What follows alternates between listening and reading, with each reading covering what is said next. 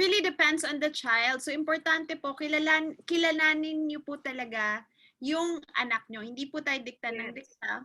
But you know, preschool is, I mean, yeah, before you go to school, it's a time that you really develop that bond and relationship with your child.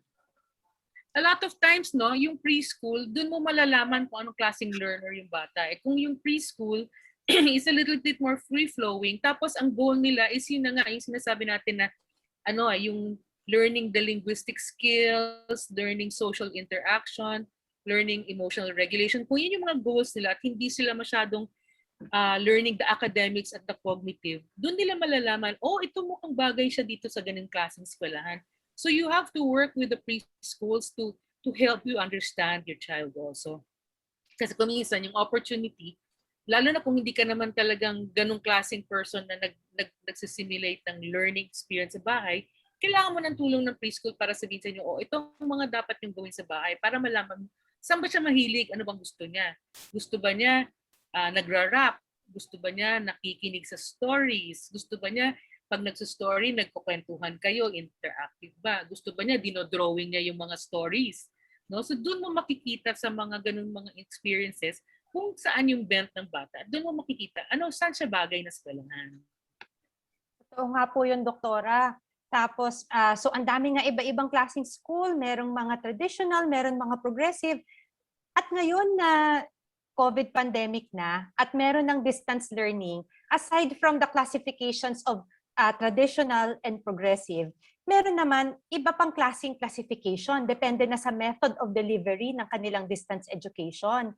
So, ano naman po yung mga nakikita natin na modular learning or yung mga nagpapadala ng mga materials o kaya yung mga online classes, saka yung mga homeschooling. Pare-pareho lang ba ang homeschooling sa modular learning, sa online classes? Nakakatawa yan kasi I just had an experience with one of my patients, no. Ang sin-advise ko sa kanya noon pa lang, no, nung start ng pandemic, mag-homeschooling ka na sa anak mo. The reason being is that ang feeling ko yung pacing ng bata hindi aangkop dun sa bilis ng regular school, no. Anyway, hindi pala homeschooling ang ginawa niya. Siya ang nasa bahay kasama ng bata at yun ang kala niyang homeschooling. Ganito yon. Pag sinabi mong homeschooling, you are the teacher, you have materials that you do, and then you create, for example, the learning environment. No? Hindi yan pareho nung ngayon na online school na ang teacher may sinasabi, may ginagawa kayo, may mga worksheet, tapos ang magulang ang nagbabantay sa bata. That is still online learning. Ngayon, meron tayong tinatawag na synchronous, which is sabay-sabay kayo, no? Which is what you try to simulate kung ano yung nangyayari sa eskwela. So may teacher, meron siyang kwento, may lecture siya, tapos meron kang maraming mga bata, naka-gallery view yan, tapos sabay-sabay kayong natututo. That's what you call synchronous learning. Basically, yung mga traditional schools, ganon ang ginagawa. Kaya lang may mga breaks sila in between kasi alam nila na hindi pwedeng masyadong matagal ang exposure ng mga bata sa Pero ang bottom line dyan is dumadami naman ang seat work at saka worksheets at saka homework. Para masigurado nila na nagawa ng bata during the day, sinasabi nila na, mamayang hapon, by this time, dapat isubmit nyo yan. So, pressured ang mga magulang na work from home. Pagkatapos nila magtrabaho, kailangan pala ng kuha ng picture ng mga bata, seat work, etc., at ipapadala the same day. Meron naman modular, yung ginagamit ng marami sa DepEd kasi nga merong mga bata na masyadong malayo ang mga lugar at saka hindi nila immediately mapapadala yung mga mga modular, mga worksheets naman yan. That's similar to one of the homeschool programs na School of Tomorrow na worksheets din yon. So marami silang mga worksheets, andun yung story, o andun yung lesson, babasahin mo, tapos mag-fill out ka ng mga worksheets. No? That's the modular learning. So yun yung mga common na nakikita natin. Pag sinabi mo namang homeschooling, ibig sabihin nun, active yung learning mo. And there are different kinds of homeschooling. Meron talagang very curriculum-based na very academic. So meron kang goals at magsiset ka ng this week, ito ang kailangan mong matapos. This week, gano'n. So para kang may lesson plan din. Kaya lang, ang nagtuturo yung magulang. And then there's the homeschooling na mas free-flowing, yung creative living learning schools, na ang ginagawa nila is meron silang mga learning goals, Tapos may mga suggested activities, ikaw ang pipili anong activity ang babagay. Ang schedule, pwedeng sa umaga kayo, pwedeng sa hapon, pwedeng sa later afternoon, depende sa kakayahan ng magulang mag-institute nito.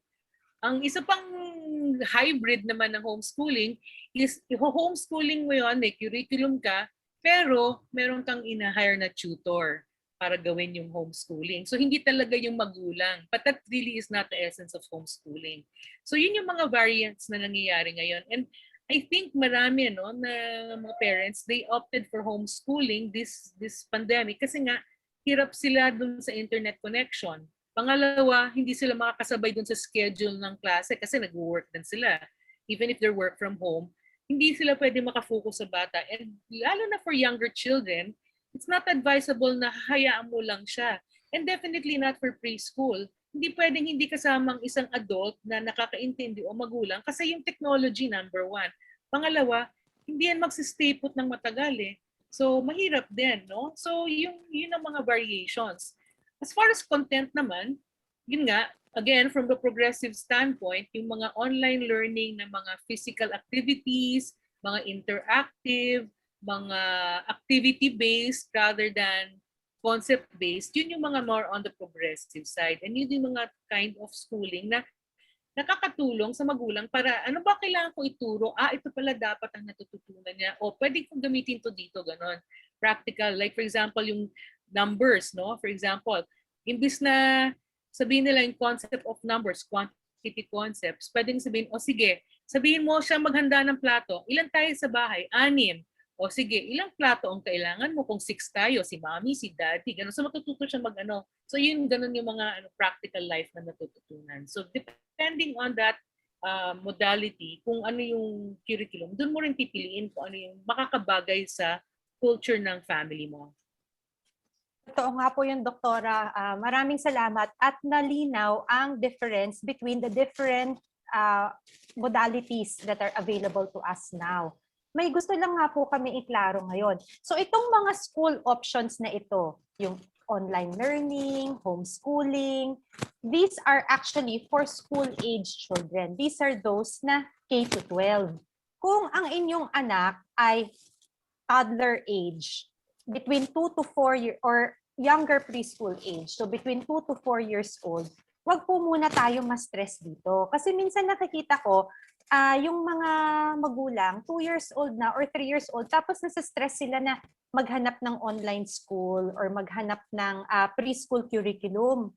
Or for example, yung 'di ba nakwento nga po ni Doktora yung yung Montessori school, 'di ba? Yung meron kang mga different objects that are red or different objects starting with the letter B. Tapos yung anak nila, 2 years old, nasa-stress sila na parang gawing mukhang Montessori school ang kanilang bahay. So, hindi po ito kailangan. These are for older kids. Yeah. Kung kailan appropriate na ang mga concepts na ito. So, kung kunyari yung anak ninyo ay 2 years old, 3 years old, 4 years old, alam ko nasabi na po natin to, pero madalas ang tanong nila ay, paano yan? Yung anak ko naglalaro lang sa bahay, anong gagawin ko? So, okay lang ba ito na ang isang bata na nasa bahay ay naglalaro lang? Definitely. Kasi ika nga ni Maria Montessori, one of those educators, no, na ang play is the work of the child. Bakit? Kasi doon nila na-discover ang kanilang mundo. Doon nila na-discover yung kanilang katawan. Through play, nag-cause and effect sila, natututunan nila, ano kaya mangyayari pag ginawa ko itong ganito? Ay, okay, mahuhulog siya, pero magdahan-dahan ang hulog niya. Pag ito naman ang hinulog ko, bakit gano'n? Ang bilis, no? So let's play. Or like for example, yung pag-shoot ng mga bola o shoot ng kung ano-anong object sa mga kung saan-saang lugar. They're playing because they want to know size. They understand size. So ang play is so important when it comes to concept learning. Actually, marami kang matututunan sa laro. In fact, dun nga natututunan lahat ng mga sinabi ko kanina na school readiness. Natututunan mo, for example, pag naglalaro, na pag sinabi mo tong certain word, merong lalabas na reaction from the parent, no? Let's play. Pinaglalaroan niya yung magulang niya. So, in a sense, play is so important because that's when they actually learn all the concepts na sinasabi ko nga. In fact, pag naglaro ka, ang parent kasi dapat meron siyang iba-ibang mga modalities of play tsaka roles. Dapat naiintindihan niya na ang laro, merong active play at meron ding solitary play, meron ding interactive play. Maraming klaseng play yan, depende sa bata. Pero definitely doon nila na-discover yung mga bagay-bagay na sinasabi ko through like for example, role playing, no? Ang emotional regulation, very important yan ngayon. Paano matututunan yan? Pagka ang bata ay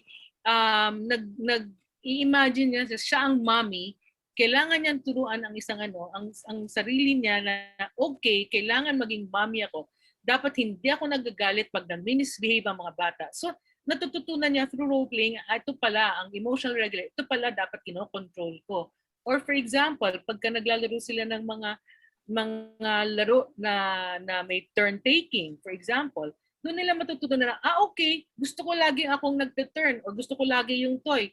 Pero pag meron akong kalaro na nakita ko na, okay, siya naman para siya happy din, tapos ako naman magiging happy. So mga interactive games na ganyan, importante yan para matutunan ng bata yung maraming concepts na sinasabi ko. And maraming materials. And play can be something physical or it can be something mental. For example, ang nursery rhyme is a form of play. Linalaro mo yung mga words in your head. Linalaro mo yung mga images in your head. So natatawa ka dun sa mga kinikwento ng bata yung, for example, si Jack and Jill went down the hill. Na-imagine niya, paano ba yon? Tapos narinig niya yung phonemic awareness. Natutunan niya yung mga importanteng basics ng reading, but at the same time, they're playing with words. No? Yung mga, kunyari, mga bugtong-bugtong na mga linalaro natin o yung mga saw-saw suka, for example, which is a very, very basic play. Saw-saw suka, matulit taya.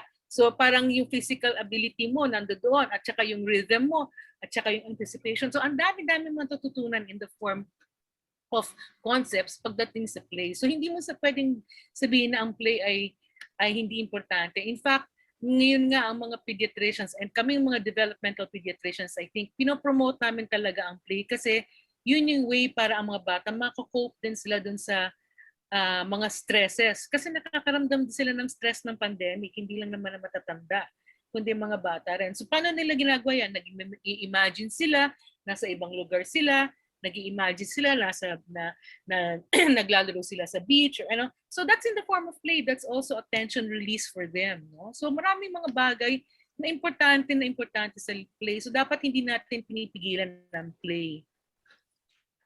Oo nga yan, doktora. Tapos yung play, this is something that is child-led. Pwede natin hayaan lang ang mga bata. Kasi ngayon nga na nakita natin na mahalaga ang play, andyan naman minsan binibigyan ng stress ang mga mommies ng mga nakikita natin sa Facebook at Instagram na kailangan ganito ang play. Step 1, 2, 3, 4, 5, 6, 7, 8, 9, 10. Meron pang mga dina-download na printable, na activity guide. Minsan mamahalin pa tong mga to. Pero kung tutuusin, hindi. Yung play is something that a child will naturally do as long as hindi natin sila hinahadlang.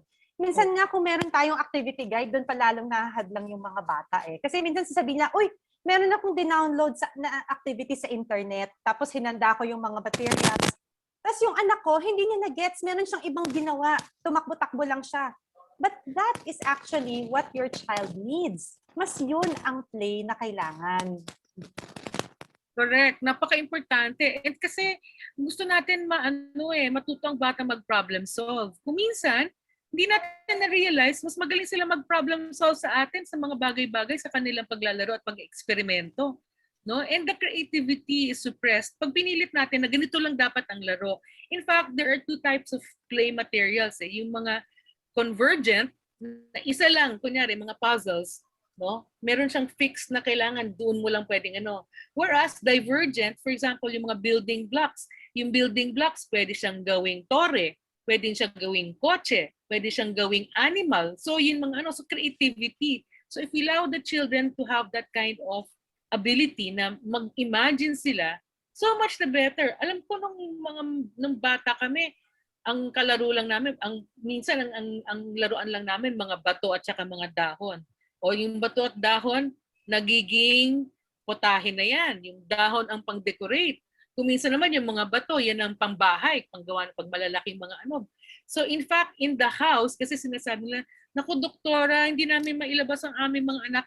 Ay nako, bigyan niyo sila ng lugar, bigyan niyo sila ng mga materials na pwede nilang gamitin, hiyaan niyo sila mag-imagine, gumawa sila ng tent, gumawa sila ng museum or library, gumawa sila ng classroom. Ang dami nilang pwedeng gawin within a short amount, small amount of space.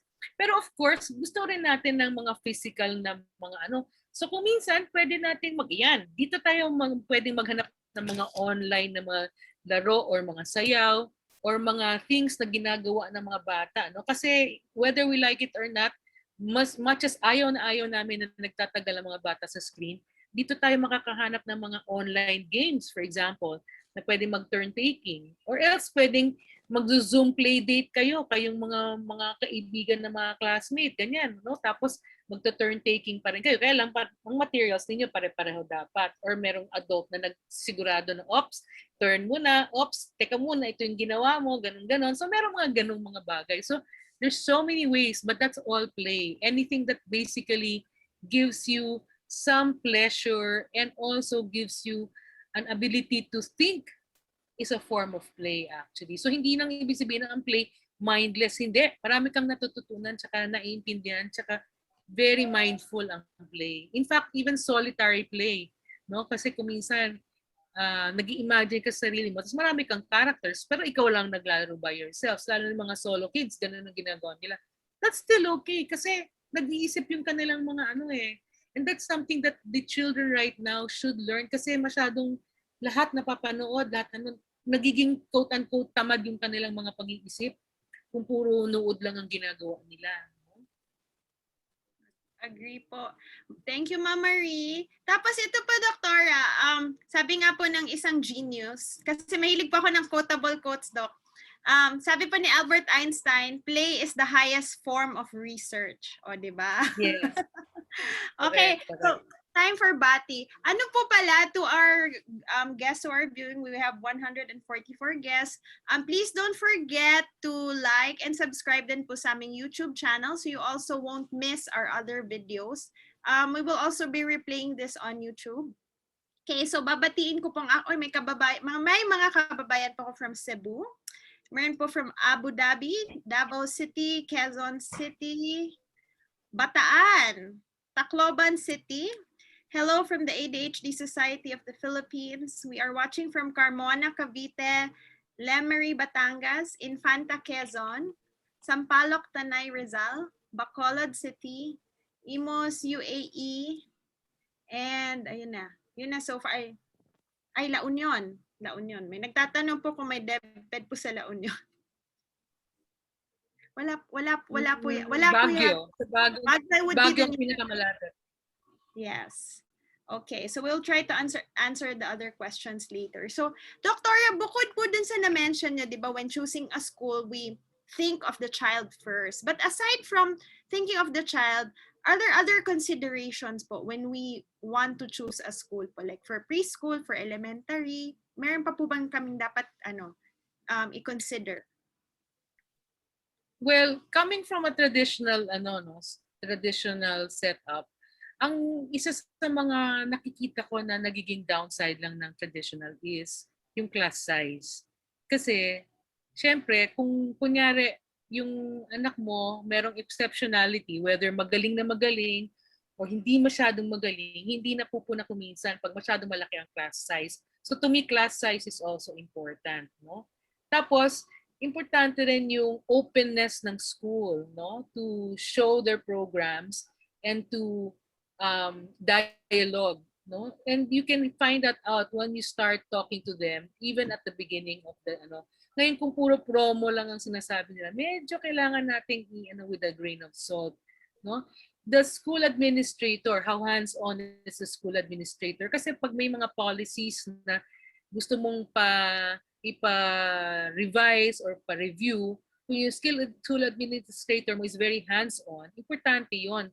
Kasi sila ng teachers, magda-dialogue yan at makikipag-usap. Paano ba natin mapapaano itong ganitong issue? Like for example, yung mga issues with children that have slow learning or else paano i-accommodate. Or for example, children that are very emotional, paano ba natin i-handle, paano natin ipapahandle sa mga ibang magulang, no? Tapos yung active, yung Parent-Teachers Association is also important. Kasi dapat may dialogue, no? Although, yun nga, kung minsan, yung agenda ng mga magulang masyadong napupush, gusto natin balansyado rin yan. So those are some of the things that you want to know. So the child should be ready, the school should be ready, and of course, the family should be ready. Yung family talaga ang pinaka-importanting ma-ready dun sa ano. So, yun, looking for schools, yun, class size, the administration's hands-on, ano. Tapos, syempre, yung philosophy of education nila. Ano ba yung endpoint na gusto nila? Holistic ba yan? Meron ba silang, ako, very important sa akin yung physical education programs. Because children are not able to do a lot of physical activity pag masyadong heavy on academics lang. Yung kanilang values formation, yung kanilang for other modalities of learning, like for example, yung meron silang mga clubs or mga pangalan nito, yung mga different interests ay napapursue nila, nabibigyan nila ng chance. Homework is another issue, no? Kung sa tingin ninyo ay medyo hindi masyado mahilig sa homework ang anak mo, dapat hindi mo rin yan masyadong tinitignan. So usually the more progressive schools are the ones that they want to do hands-on learning in the school, walang masyadong inuuwi sa bahay.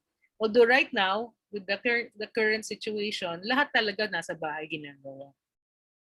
Totoo yan, Doktora. Pag pumipili tayo ng school, kailangan talaga piliin natin ang school that is developmentally appropriate. Yung ini-expect ng school sa bata ay angkop talaga sa edad ng bata. So if you want to know more about what is developmentally appropriate at each age, yan po ang mga videos namin sa aming Ped Titas YouTube channel. We have videos for preschool kids, for school-age kids about what we should expect. So wag na po tayo maghanap, ano ba yung school na magiging advanced yung anak ko?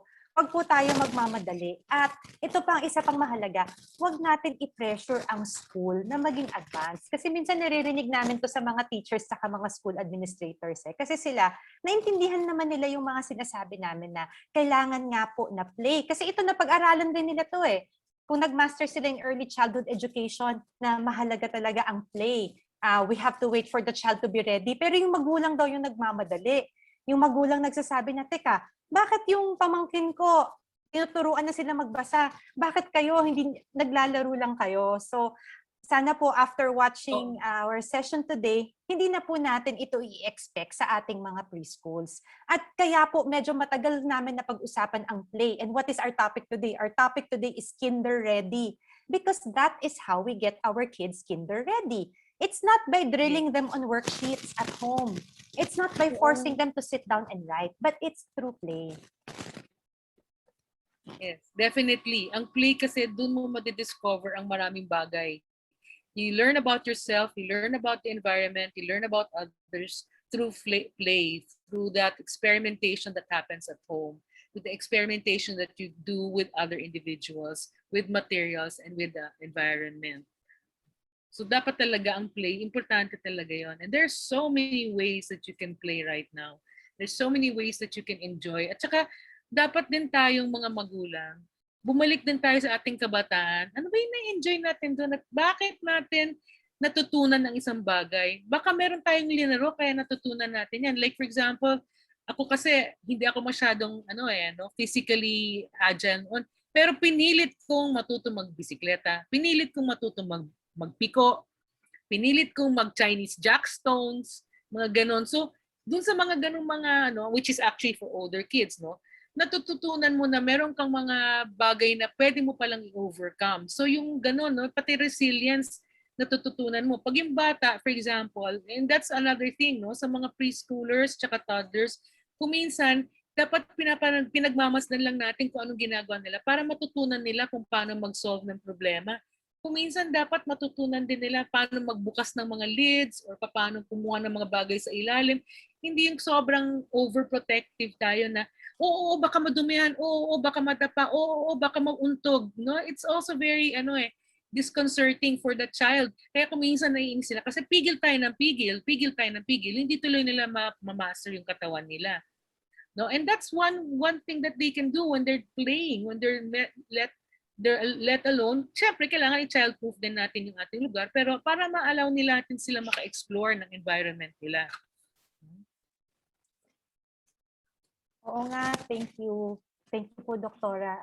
That is really very important. And ito lang din po, may i-share lang po ako sa ating mga manunood. I would just want to share the results of a research. Ang tawag sa research na ito, the Thurman Life Cycle Study of Children with High Ability. So ano itong research na to? Itong research na to, kumuha sila ng more than 1,500 kids. Sinimulan nito ng 1920, tapos tagal na ito, no? Panahon pa to ng mga great-grandparents natin from 1920s, sinundan sila all the way hanggang 2005. So, ibig sabihin hanggang talagang tumanda na talaga sila. Mga almost 90 years old na sila. And then every 5 years, chinek ng mga researchers kung anong nangyari sa kanila. Mula sa time na batang-bata sila, before 5 years old, until naging senior citizen sila. And anong kailangan mo para sumali sa itong study na to? Kailangan meron kang IQ of at least 135. So, ibig sabihin, lahat ng batang ito, mga henyo. So, ang dami nilang pinag-aralan dito. Tiningnan nila parang anong naging belief nila, anong naging personality nila, nag-asawa ba sila, nag-anak sila, satisfied ba sila sa buhay nila. Ang dami-dami. Pero alam niyo ano yung isa sa mga pinag-aralan nila? Kung ano yung effect ng age of school entry. So, kinumpare nila yung isang grupo ng bata, yung mga early school entry, yung isang grupo ng bata, yung on-time school entry. Ito, matatawa kayo kasi 1920s ito. So, ang ibig sabihin ng early sa 1920s is 5 years old. Diba? So, kinumpare nila yung mga pumasok sa school ng 5 years old, kinumpare nila sa mga pumasok sa school nung mas matanda. At that time, usual kasi nila is 6 years old. So, una, nakita nila, pag maaga pumasok sa school, until around mga grade 4, grade 5, mas mataas yung grades mo kaysa sa mga classmate mo. So, syempre, basta yung mga magulang. So, ito yung mga, siguro kung may Facebook sila sa panahon na yon, siguro ito yung mga mami na nagpo-post ng mga report sa Facebook. Kaya kung merong mga manonood dito, sabihin ko po sa inyo, wag po kayong ma-pressure sa mga nakikita ninyo sa Facebook at sa Instagram. Nakaka-pressure lang po ito sa atin at sa ating mga anak. So, short term, mukhang effective nga. Uy, okay yata na pinasok ko siya sa school ng maaga. Pero anong nakita nila? Nung sinundan nila itong mga bata ng 40 plus years old sila, yung mga maaga pinasok sa school, tinatawag, meron silang worse midlife adjustment. So medyo mas may mental health problem sila. Mas likely sila na mag-abuse ng alcohol. And ito ang pinaka nakakagulat. Kahit ako nung nabasa ko, nagulat ako dito. Tinignan nila na mas maiksi ang buhay nung mga maaga nag-enroll sa school. So for example, meron silang graph doon. Kung tingnan mo yung graph. At 75 years old, yung mga maaga pumasok sa school, halos kalahati sa kanila, wala na, patay na. Yung mga usual entry, halos lahat sa kanila, buhay pa. More than 70% sa kanila, buhay pa. So, pinag-usapan ng mga authors, bakit kaya? Dahil ba mas na-pressure ng mga magulang yung mga early school entry? Or possible kaya dahil mas maaga sila pumasok sa school, baka may some aspect of their health, like their physical health, exercise, na neglect. Ang isa pang sinabi nila na baka yung mga napasok sa school ng maaga, they're academically ready. Kasi remember, mga geniuses to matatalino to so kaya nila yung school Pero in terms of social skills and emotional skills, hindi pa sila ready. Kaya napakahalaga, di ba kanina sabi po ni Doktora, we have to look at the social skills and the emotional skills kasi yan ang pinakamahalaga na signs of school readiness. It's not really the academic skills. So minsan kasi merong mga mommies na 3 years old na isip na sabi nila, ay matalino anak ko Hindi ko siya pinressure, marunong na siya magbasa, gusto na niya magsulat. So papasok ko na ba siya school ng advanced? Or i-accelerate ko ba ang anak ko? Tandaan natin ang results ng research na ito. Huwag tayo makinig sa mga nakikita natin sa internet dahil mga short-term results lang ito. Itong research na to, yan ang nakikita ang long-term results dahil 80 plus years silang sinundan. So ito nga ang kanilang quote from this research. It is psychosocial maturity and overall readiness, rather than age or intelligence, that are crucial in determining when children should begin school. May idadagdag ako dyan, yung Head Start program na inano sa States, no? Na it was supposed to be formulated for disadvantaged youths, no?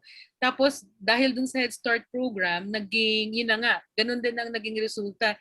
Dahil sa Head Start program, naging mataas ang mga grades at saka naging magaling mga bata sa academics. Pero pagdating ng high school, guess what?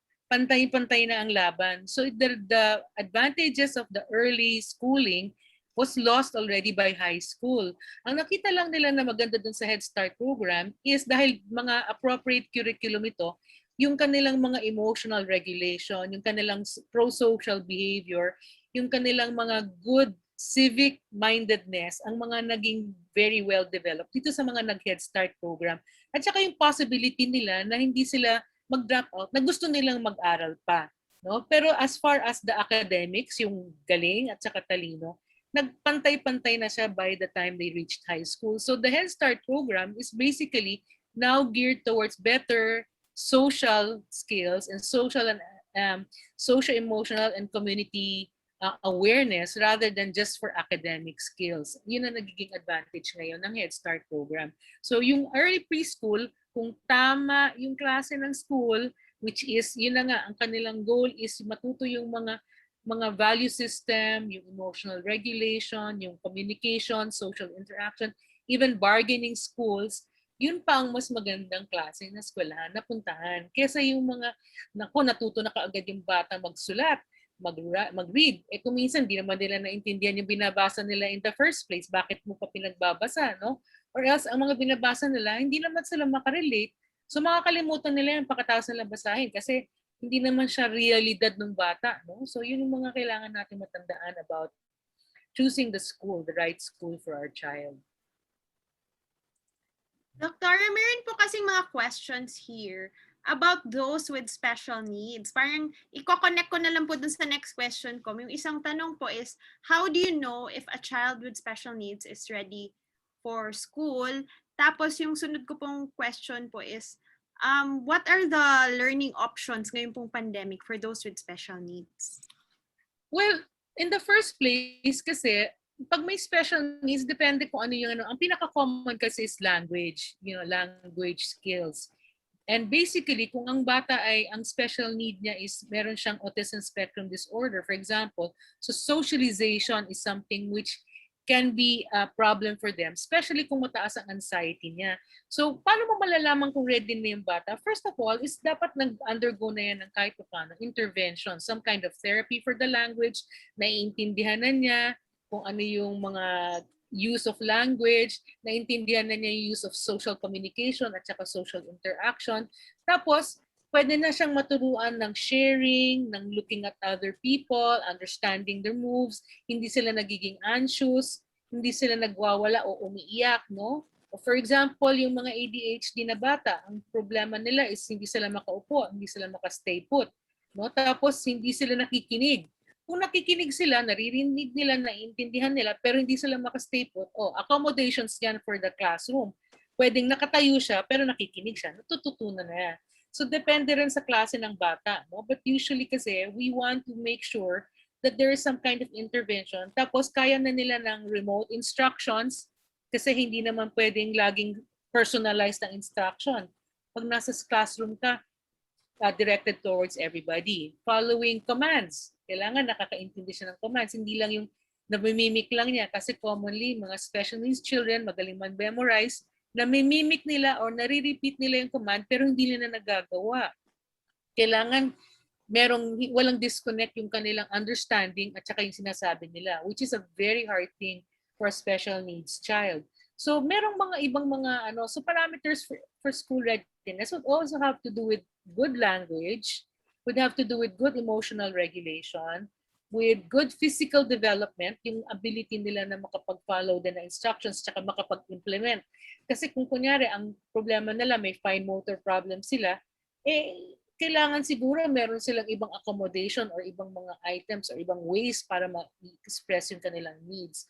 So, depending on what particular child needs the child has, doon mo makikita ngayon kung ready na siya for school. Ano pang mga options? Well, homeschooling is one of the better options kasi pacing niyan will be the pacing of the child. No? Tsaka kasi you want to know also kung magiging academic ba yung iyong ano, or do you want to go for functional literacy and numeracy? Kasi kung minsan may problema dun sa masyadong mahaba yung proseso ng pagtututo ng mabasa. Kailangan matutunan niya is magbasa na lang ng signs rather than to do phonetic reading.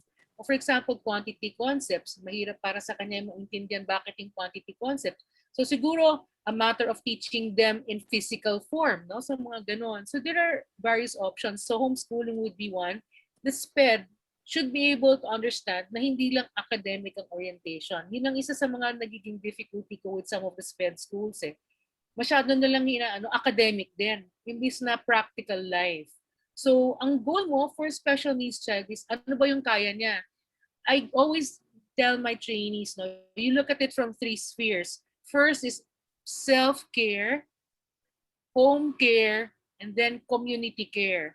So, kung kaya na niyan ang self-care, naturuan na siya ng mga self-care, tsaka tayo magkakaroon ng home care. So kasama na sa home care, yung nga, numeracy and literacy. Tapos community care, kung kaya na lang magtrabaho. So dun mo i-base kung ano yung magiging parang SPED accommodations or SPED goals mo. For some children, ang academics hanggang grade 4 lang ang kaya nila. After grade 4, dapat mag-pre-voc na sila, no? Mga 12 to 14 years old. For some, pwede sila umabot hanggang high school, pwede sila sa mga clerical work or whatever. So depende sa bata, no?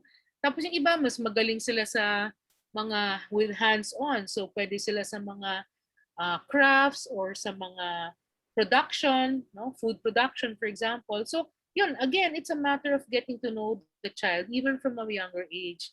Pero it all starts with yung basic na kailangan ng toddler, which is language, which is emotional regulation, which is following instructions, which is attachment.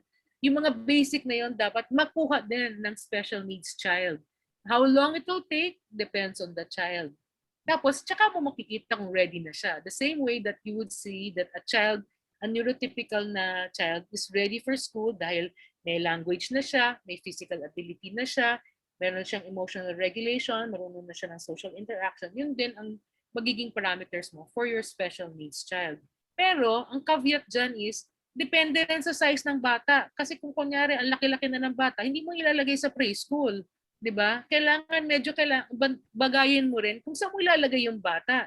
Kasi, unfair din sa bata at saka unfair din dun sa expectations mo about what the child will learn kung gano'n. Baka kailangan i-rethink mo kung ano yung dapat gawin for that child. Ano ba yung educational goals mo or learning goals mo rather than education, learning goals mo for the child. Totoo nga po yun, Doktora. For each child, whether neurotypical or special needs child, well, hindi siya yung one size fits all. Ito, yes, iba-iba to for every child and for every family. Kaya, dinidiscourage namin yung mga yung minsan 'di ba merong mga ina-advertise sa internet na yung mga app or kasi hindi yan nakakapag-respond sa bata eh. So kung meron po kayong concerns tungkol sa inyong mga anak, talk to your pediatrician, talk to your developmental pediatrician, and then they will help you to come up with a plan that is suited to your child and to your family. And kaya rin po, huwag tayo makipag-compare. Minsan yung mga mommies nagko-compare with each other kung ano yung ginawa ng anak nila because every child and every family is different. And we have a very good question here. Are these suggestions also applicable to children in the autism spectrum? And if not, ano yung mga activities that would apply? Well, it depends nga, like I said, no? Kasi alam mo, nung araw kasi, when we first dealt with autism spectrum, ang marami sa kanila very intellectually delayed. Pero ngayon, ang spectrum, merong mga language impaired, merong mga intellectually delayed, at merong mga high functioning, no? So depende kasi kung ano yung kakayahan ng bata as far as the academics is concerned and as far as the social is concerned. Like we said, ang autism spectrum kasi, ang kanilang impairment is language and socialization. Tapos meron silang mga repetitive behaviors that are basically non-functional or if ever they're functional, it's because they need to parang regulate themselves. So, depende rin sa saan mo ilalagay yan. Kung yung school is ready to handle children that have exceptional behavior or exceptional needs, no? Applicable din itong mga principles of school readiness kasi if you want to put the child in a regular environment, you want them to integrate. Inclusion is really the key right now, no? Gusto natin ihalo ang mga special needs sa kailangan i-prepare din natin yung bata. Now, for example, kung highly anxious siya pag masyadong maingay yung environment, ay huwag mo nilalagay sa big school na sobrang malaki kasi mag-anxiety yan attack every day, no? Kailangan ibigay mo sa kanya yung medyo mas quiet, mas kaunti, ganon.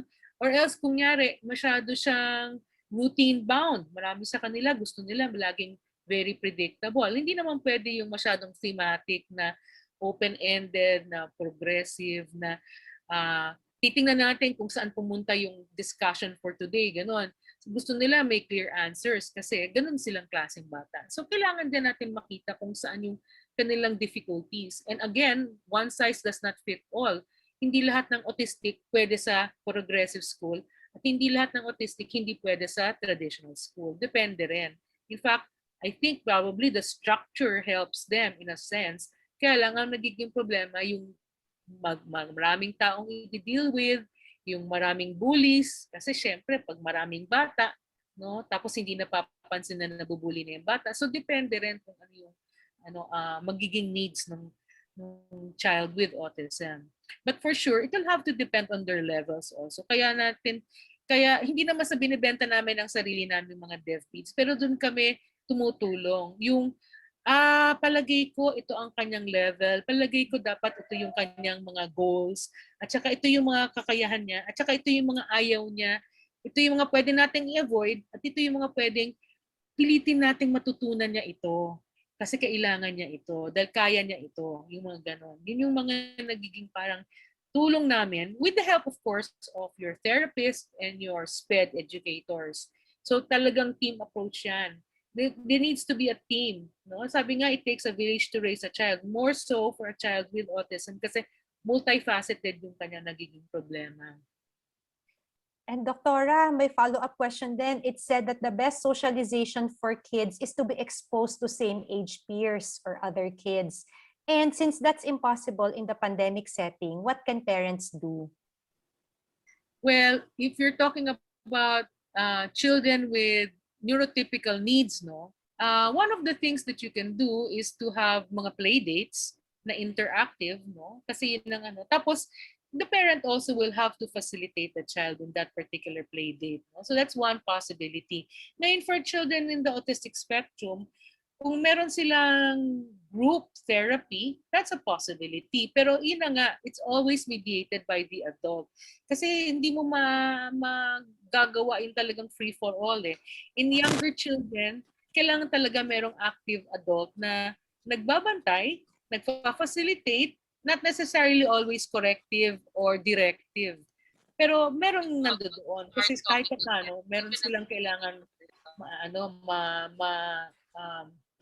ma-follow na flow. Ngayon, kung kunyari, ang kailangan nila is socialization, depende kung ano yung goal mo. Gusto ba nilang may kausap? Gusto mo bang matutunan nila yung mga social skills goals?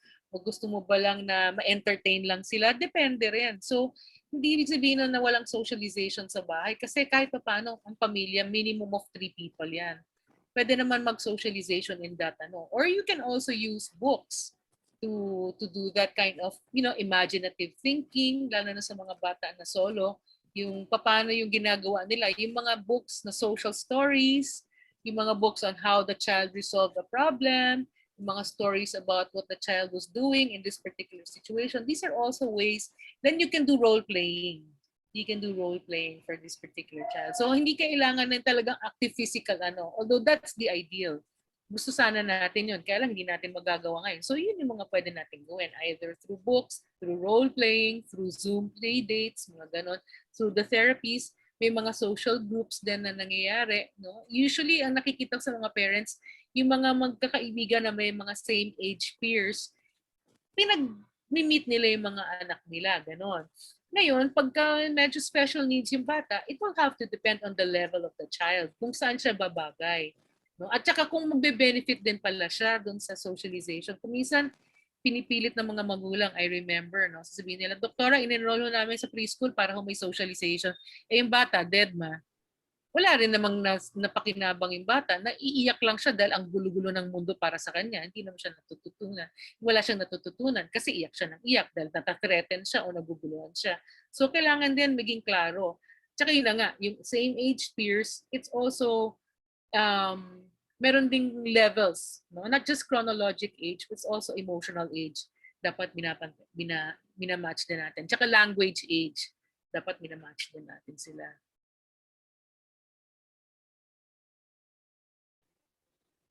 Ay, naka-mute ka, Christine. Thank you, Doctor. So, Doktora, may teka, ba't ayaw mag-load ng questions? Doktora, tayong nakita niyo po yung question about reconciling the age. Ayaw po mag-load ng aking questions. Ay, hindi ko po yun nakita eh. Yung reconciling the age. Yung sa DepEd daw po, yung, where is it? Nahanap ko pa po eh. Oh. Anyway, in the meantime, while we're waiting for that that question, I'll just quickly answer this question. Are online classes good time fillers for 3 years old? And will children miss out a lot in terms of socialization if they are just at home all the time with no social interactions with other kids? So nakita nga po natin kanina na napag-usapan nga natin na yung mga online classes, we want them to be age appropriate. So if you don't get an online class, wag po kayo ma-pressure. Hindi po ito necessity dahil especially at 3 years old, ang kailangan nila na physical is yung actual physical face-to-face interaction eh. Kailangan nahahawakan nila. Kailangan nakikita nila yung whole body language. That's how they learn social skills eh. It's the whole body cues eh. Nawawala yun sa online classes. If you're going to get online classes, it could be, let's say, movement classes na sabay-sabay sasayaw, or parang online play dates or online play groups, pwedeng ganun. And social interaction at this age is actually with a loving caregiver. Diba kanina nga po sabi ni Doktora Marie, yung serve and return interactions. Napag-aralan to actually sa Harvard University, sa Center on the Developing Child, na ang mahalagang factor for success in children is having one loving and responsive caregiver doing serve and return interactions with them. Yung kakausapin mo sila, tapos titingnan mo yung response nila, kakausapin ka nila, and then titingnan mo yung cues nila. Kung meron silang tinuturo, titingnan mo kung anong tinuturo nila. Kung meron silang sinasabi, pakikinggan yung sinasabi nila. As long as there is one loving, responsive caregiver doing that with them, they're going to turn out okay. Pero syempre, gusto rin natin sila bigyan ng opportunities to interact with other children. At yun na nga po, yung mga sinabi ni Dr. Marie kanina. There can be online play dates, online play groups. So, if we're going to do online classes, let's be clear on the objective that we want to achieve.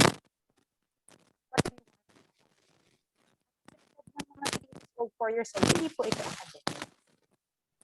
And I don't think we need to be pressured to fill our kids' time. I think yan yung malaking pressure sa mga magulang ngayon kasi nasa bahay yung mga bata. Siguro sanay tayo before pandemic. Ako makaka-relate ako dito before the pandemic. Pupunta kami sa mall, pupunta sa area, mamamasyal. Tapos ngayon nasa bahay, medyo nasa-stress tayo na parang walang ginagawa yung mga anak natin at feeling natin kailangan natin punuin yung araw nila ng mga activities.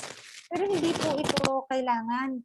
And this goes all the way hanggang school age. Minsan hanggang school age, diba, nasa-stress yung mga magulang. Saan pa kaya sila pwedeng enroll? Ano pa kaya ibang mga pwedeng lessons? Pero ang mga bata, kailangan rin nila ng pahinga. Kailangan rin nila ng downtime. Kung naiinip sila, tapos sabihin natin, naiinip sila, hinihingan ako kung anong gagawin. Siguro baka dahil sinanay natin sila. So, wag po natin sila sanayin na lagi tayong nagbibigay sa kanila ng activities, tayo lagi nagbidirect sa kanila.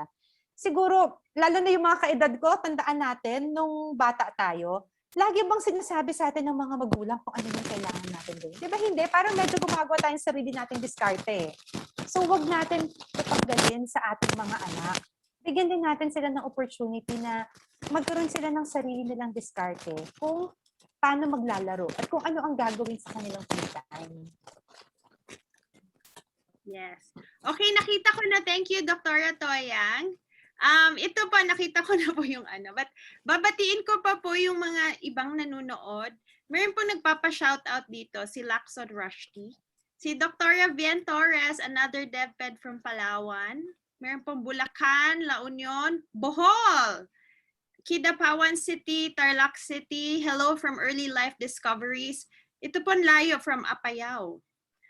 Dr. Lee, meron pong nag-regard, send ang regards. We are your patient, si Kokoy po. Listening here from Bulacan. Davao City, Valenzuela City, Dubai, UAE. Ito po yung question kanina from Child in Calamba. Hello po, how do you reconcile the child's readiness and cut-off age ng schooling ng DepEd? Thank you. That is a very hard question to answer kasi yung inano ng DepEd kasi inassign nila that age is 5 years old. My personal take is it's too early, no? But the thing is, how will I reconcile with that? Well, it depends kasi on the teachers that will be handling this kinder. Kasi kung ang problema nila is hindi developmentally appropriate yung kanilang activities, and they will resort to very academic, very kasi kung titingnan mo, siguro pwede kong hahanapin ko yung there's a slide that shows basically the DepEd curriculum. Yan, magsa-slide share pala ako. Ito, lumalabas kasi na, can I slide share?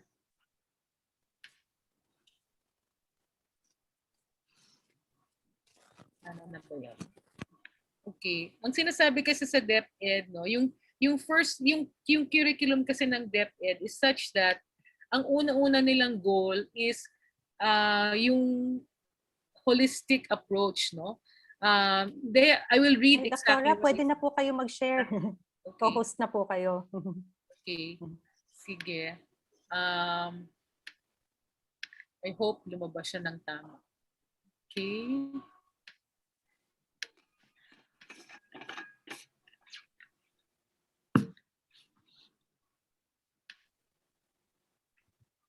Okay, nakikita niyo yung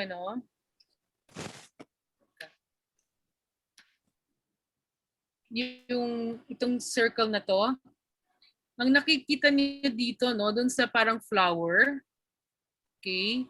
Values development, socio-emotional development, mathematics, aesthetic development, physical, health, and motor development, language, literacy, and communication, and understanding the practical and natural. Okay? Yan yung preschool curriculum. That's the first tier. Ngayon, dun sa tier na yan, dapat, yung pag-apply mo, for example, ng mathematics, hindi ka agad numbers and addition and subtraction, kundi concept of amounts, concept of quantity, concept of size, for example.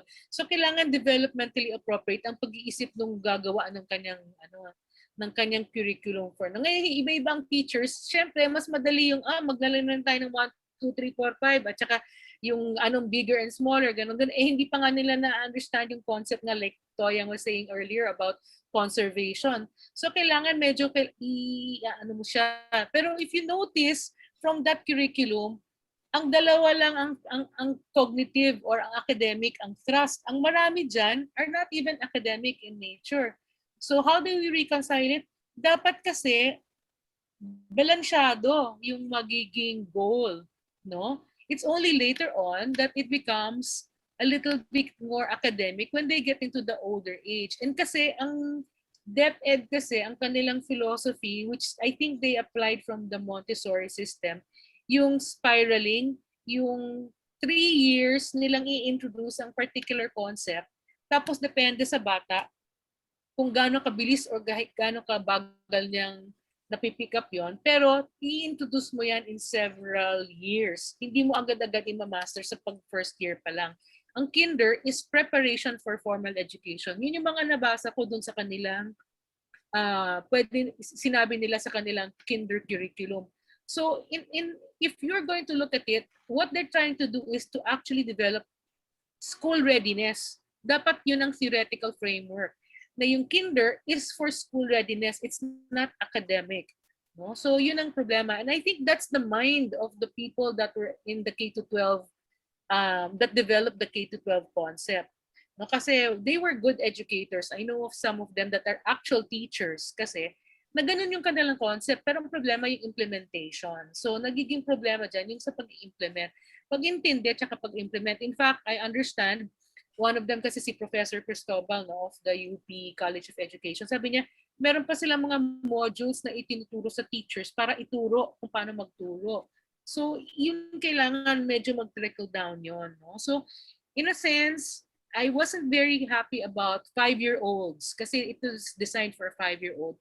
But at the same time, they may have a reason for it. Pero yun na nga it's not necessarily the best for that. In fact, for some kids, kasi kami marami sa mga pasyente ko special needs naman, ano, sinasabi ko, i-delay mo yung entry mo kasi once magkaroon na yan ng LRN, ang gusto nila pasunod tuloy-tuloy na yung, ano mo, yung LRN is your learner's number.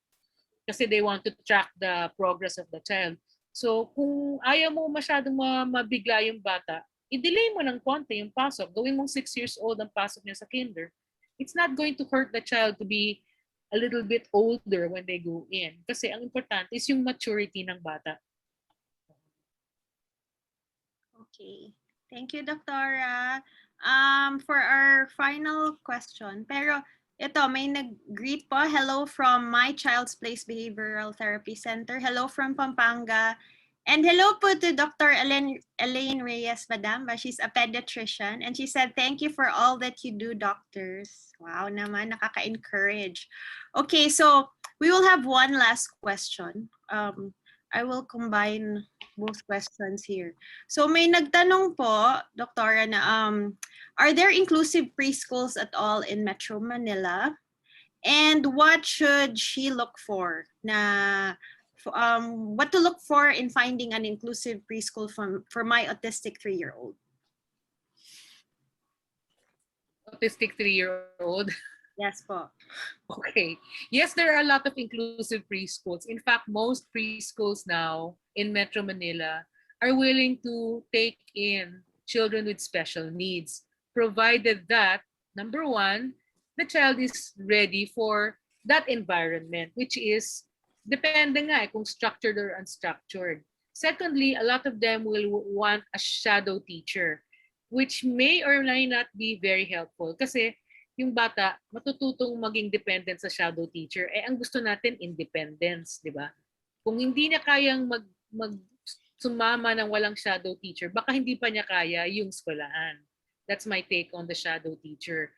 Ngayon, kung yung shadow teacher ay nakabantay lang para hindi niya masaktan ang sarili niya, para hindi lang siya ma-upset, or pag na-upset na siya is merong mapupull out sa kanya, ganon.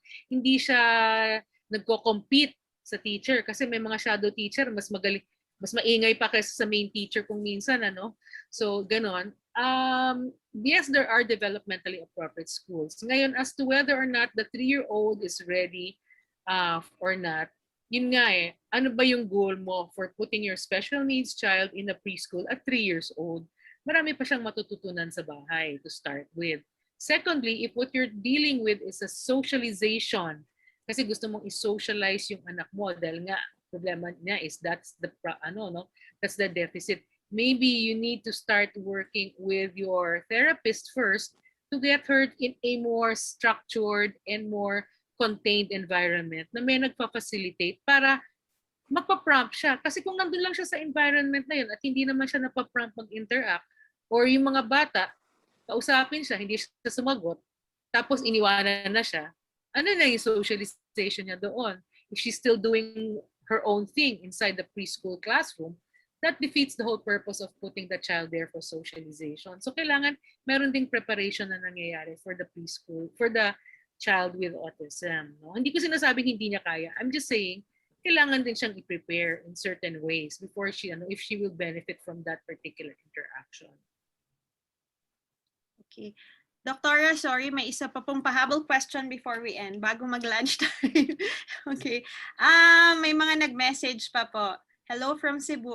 Sir Vince is an OT. Timing yung next question ko po ay, given the current situation, do you think speech therapy and occupational therapy online are effective? Medyo sumegway po ng konti. Depende sa magulang.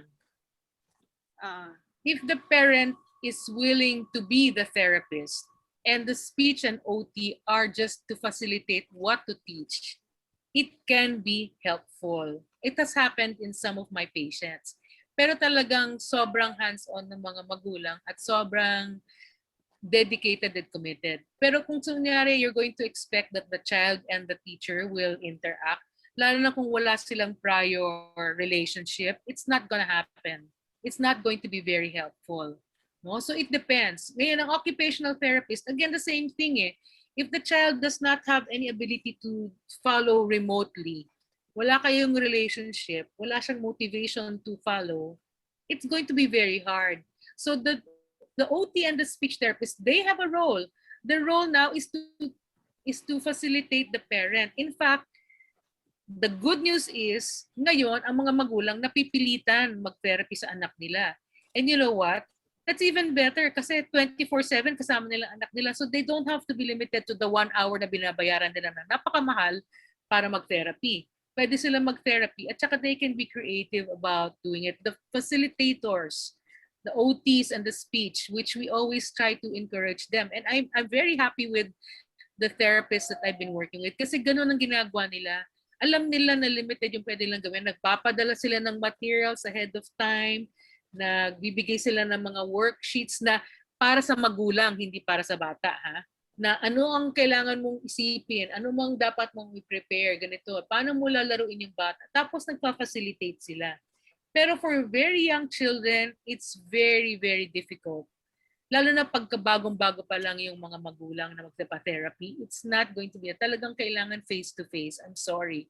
Lalo na kung kunyari limited yung space. Like for example, for OTs, marami silang mga maneuvers, physical maneuvers, sensory integration, kailangan ng V-ball, kailangan nila ng mga swings, kailangan nila mga ladders, kailangan nila mga velcro. Hindi mangyayari yun kasi hindi naman lang ng magulang capable of producing all of that material. So it's really going to be very challenging. But for older kids, it's possible. Kaya lang, syempre, hindi mo na lang kung all the time nakikinig sa iyo yung bata. Ang maganda lang, nakikita mo kung anong reaction ng bata talaga. Kahit sa classroom, kitang-kita nila. Kaya ngayon, maraming nadidetect na may ADHD kasi napapansin ng teacher, oh, gulo-gulo ng bata, oh, biglang nawala sa screen, o kung saan nagpupunta, gano'n, ano. Mas nakikita nila kasi talagang face-to-face yung screen. Pero for therapy, sometimes it can be difficult. So case-to-case basis pa rin siya. Yes po. Depende din po sa doktora, di ba minsan? Sa therapist din po. Kung confident din po sila mag-handle online. Ito po, so thank you very much, Doktora, for answering all the questions and for all your wonderful insights. Kahit kami po, ang dami po namin natutunan. And we will be replaying this on our YouTube channel. So Ped Titas, please don't forget to like and subscribe. And for this afternoon, napansin ko po, ang dami pa rin pong questions about autism. And it's Autism Awareness Month. So this afternoon, busy nga po kami ngayon sa Ped Titas because we will have another Facebook Live. Sinulit talaga yung last Saturday of April. We'll have another Facebook Live this 5 p.m. with Dr. Alexis Reyes. We will, kasi nung December, we had a first episode about autism. We promised to answer all their questions. So, tatry po namin masagot lahat ng mga questions sila this afternoon. And we can probably answer more. So, please tune in tonight, this afternoon at 5 p.m. for our Facebook Live for our Autism Q&A. And for the moms of preschool children, pati mga preschool teachers and preschool educators, if you want to hear more from Dr. Marie Arranz-Lim, ang Medical City Center for Developmental and Behavioral Pediatrics will be having a preschool congress. So, check out the page ng Medical City Center for Developmental and Behavioral Pediatrics for details about their preschool congress. Kung na-enjoy po ninyo ang session na ito, mas madami pa po tayong matututunan mula sa team ng Medical City Developmental and Behavioral Pediatrics. And if you're the mom of a toddler, someone who is between 1 to 3 years old, then you might also enjoy the articles I have on my blog. That's called effectivemommy.com. So meron po akong mga articles doon tungkol sa online classes for toddlers, learning through play for toddlers. Meron din po akong free download with toddler activities. So I hope that you enjoyed our session today. Thank you so much, Dr. Lim. Talagang ang dami naming mga pearls of wisdom na nakuha po namin galing sa inyo. Thank you very much then for having me. Pasensya na kayo, madaldal lang ako kasi ang daming gusto kong sabihin. Kaya lang, mahirap maging concise kung minsan pag masyado kang passionate about the topic. Kaya ganun. But thank you very much for having me. It's a great honor for me also. Yeah, it was also a great privilege for all of us to have Dr. Marie Arranz-Lim as our special guest. Diba, sobrang dami po nung sinabi pero sobrang dami po kaming napulot. So thank you very much, Dr. We hope this won't be the last. Oh, yeah, definitely not. Okay, maraming salamat po sa lahat ng nanood. 160 po tayo and we also got 87 shares. So maybe at the end of this video, we'll see ilan po talaga yung nanood. So again, don't forget to visit our Facebook page and YouTube page, Ped Titas, and daghang salamat! Bye-bye!